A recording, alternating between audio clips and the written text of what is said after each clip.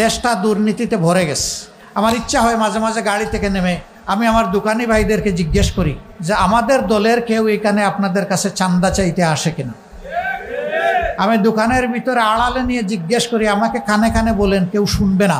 যদি ওই রকম কেউ থাকে তার নামটা শুধু আমাকে বলেন, বাকিটা আমাদের কাজ।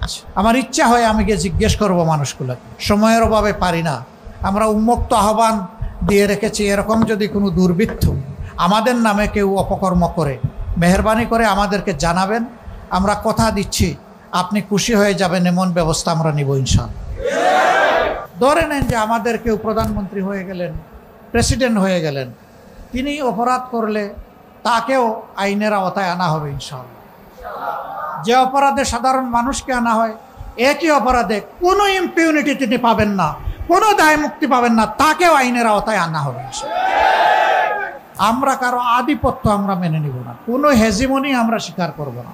এখানে আধিপত্য একমাত্র আল্লাহ রাব্বুল আলামিন। আমরা বিনিয়োগকারীদের জন্য এমন পরিবেশ দিব, কোনো জালিম গিয়ে তাদেরকে থ্রেট দেওয়ার সুযোগ পাবে না, গিয়ে চাঁদা চাওয়ার দুঃসাহস দেখাবে না। যদি সে দেখায় তার হাত অবশ করে দেওয়া হবে ইনশাআল্লাহ। বিদেশিরা যারা এই দেশে বিনিয়োগ করতে আসবে তাদেরকেও সেই একই সম্মান এবং একই নিরাপত্তা বিধান করা হবে ইনশাআল্লাহ। আমাদের দেশ ছোট, মানুষ প্রচুর। এই দেশটা উৎপাদনের জন্য খুবই উর্বর একটা জায়গা, উপযুক্ত একটা জায়গা।